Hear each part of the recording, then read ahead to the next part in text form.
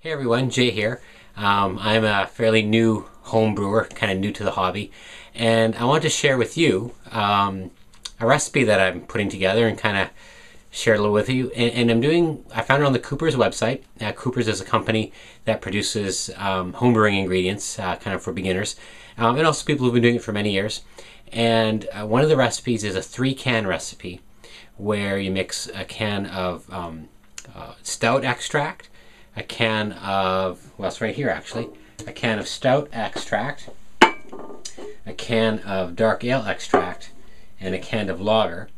Throw them all together, and what I did is I threw them into this bottling bucket, mixed it all up with 20 liters of water and 1 kilogram of dextrose, which is basically brewing sugar, and mixed it up. And the internet was saying that, was warning people of volcanic type fermentation. So, and they actually recommended for 20 liters to put it in a 40 or 60 liter container to do the ferment. I don't have that, so what I did is I transferred about half of it out into this glass carboy, and then from there, basically let it go. Now this has been going, this particular ferment has been going now for a little over 48 hours, so 50 hours. And when it was at its peak yesterday, it went from basically this area right up to about, well, this is 10 liters here, and the foam was kind of building up to the point where it was about an additional 8 liters. Today it's hitting about the 18 liter mark, which is pretty huge. If you just imagine if you filled it up to here, it would have been shooting out, and I would have had to get a blow-off hose, and I've heard of stories of people's airlocks blowing off. Now another thing I noticed, this is I guess the 4th ferment I've done now. Actually no, maybe 4th beer, but I've also done a bunch of wines and ciders. First-time homebrewers will often get worried when they ferment in one of these buckets and they notice the airlock isn't moving. You see here in the glass carboy, the airlock is just bubbling away.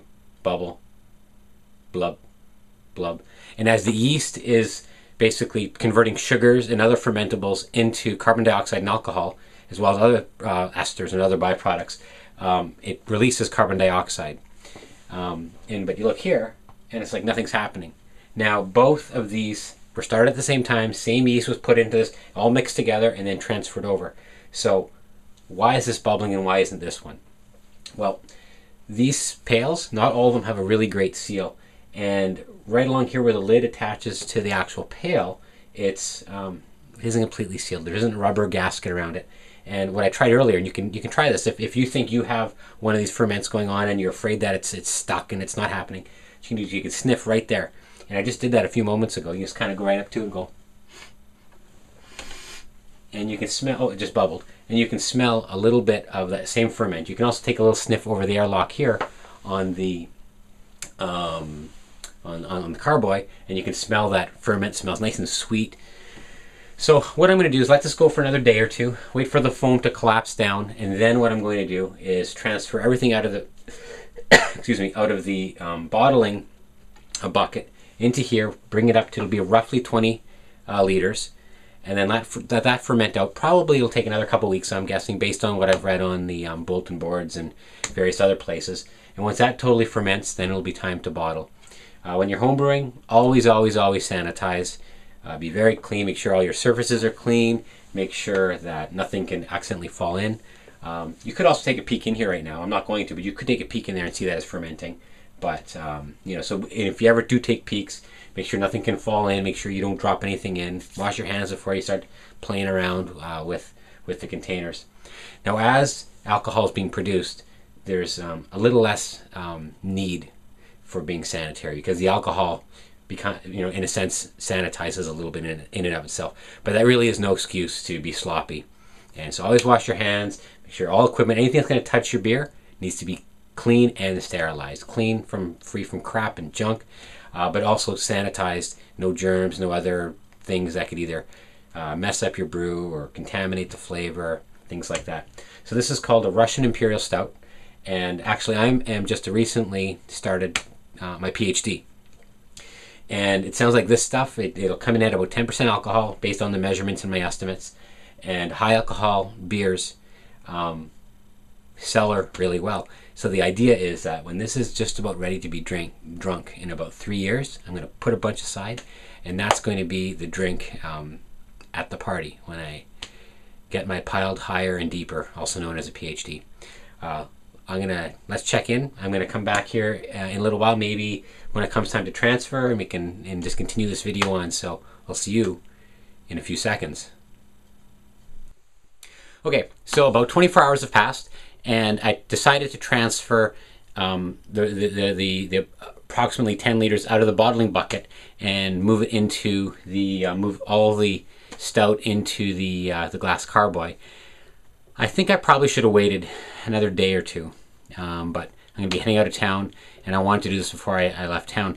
And what's happened when I transferred it, the foam kicked up again. It was down to about, which would be equivalent of about 3 liters of foam, or about maybe 2 inches or so, 2 or 3 inches or so of foam.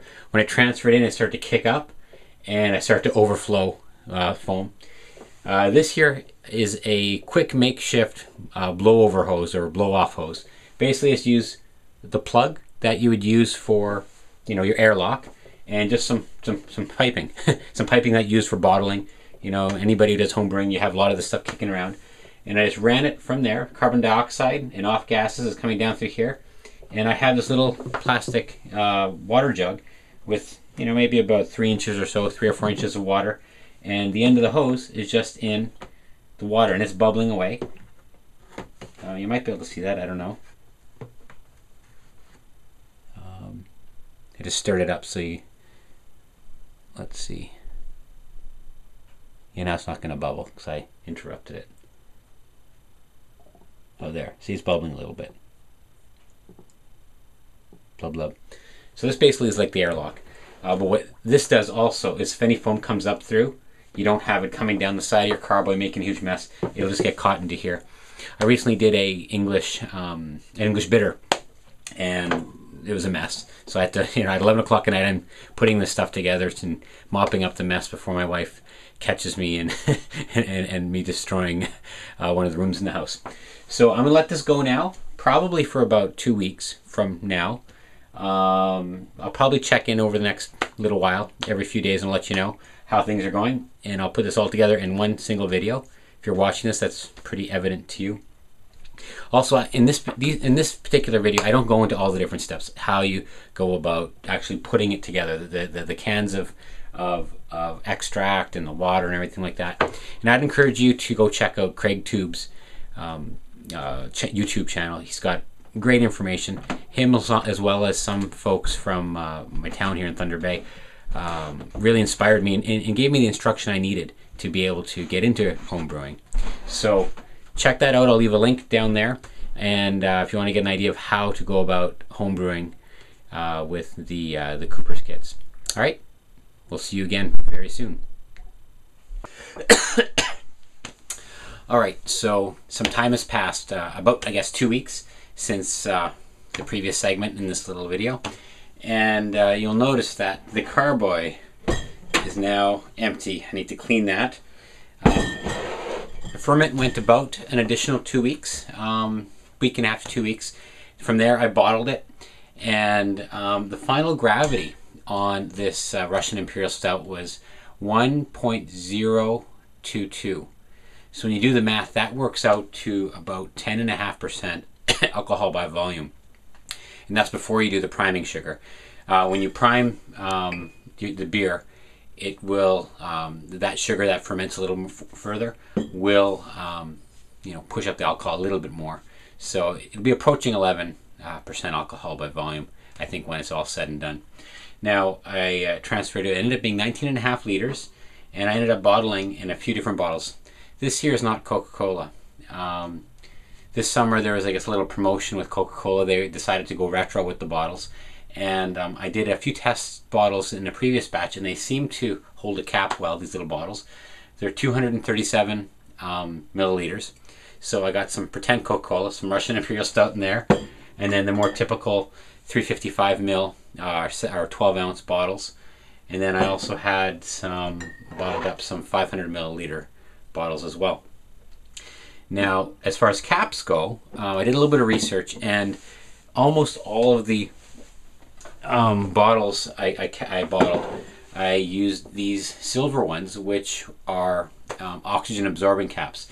One of the things when you decide to, if you decide to age a bottle of beer for an extended period of time, these might be sitting in the bottle for 2 or 3 years before I drink them, or me and my friends drink them at the party when I earn my PhD.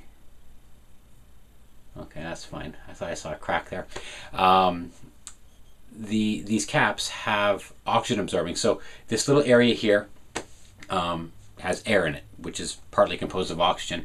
And oxygen is bad for beer when you want to age it over a long period of time, because what happens is the beer can oxidize and it causes off flavors, and it can, I guess, eventually kind of spoil or just get an off taste. So these oxygen absorbing caps I used, you sanitize them really quickly. I use Star San. You don't want to use, I'm told at the homebrew store, you don't want to use an oxygen-based sterilizer. So you don't want something that's hydrogen peroxide-based, because H2O2,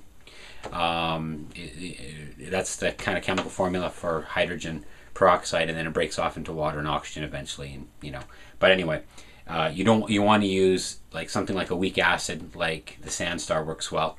And from what I understand, these types of caps are activated by moisture initially. So Sandstar, cap them up, and then apparently they basically do their work for roughly 48 hours. So if they're wet in your sanitizing solution, you let them dry off and then cap it, you still have a lot of activity for that O2 oxygen to be absorbed in the top there. Seems to me there was something else I wanted to say. Maybe that was it. And then I primed it. So what I did is I transferred from the carboy back into the bottling bucket. I don't have a scale yet, so I added about half a cup of dextrose, brewer sugar, into about 19.5 liters of beer. And it's a little lower carbonation than what would be typically found in most beers, say a lager or an ale. And the reason why is stouts, you can get away with a little lower carbonation, and I figured this one, if you have too much carbonation, I figured, you know what, in a stout like this, just a little bit of fizz, a little bit of when you pour, a little bit of foam in the head when you pour, but not too much. You don't want an overpowering carbonation in a beer of this style. So at some point in the future, I will do some tastings, and maybe I'll videotape 1 or 2 of them. I put them in these little bottles because these are great sampling bottles, because probably once or twice a year, probably by every 6 months or so, I'm going to crack one open and just see how the beer progresses over time, and try to track and see, kind of treat it as a learning experience for me. So hope this has encouraged you to maybe try a big brew like this. Relatively easy, just 3 cans and some sugar. And yeah, I think that's it. If you're new to homebrewing, check out Craig Tube's website or channel. And there's many other great resources. Just Google homebrewing, or search homebrewing in YouTube, and you'll find all kinds of great stuff. Cheers.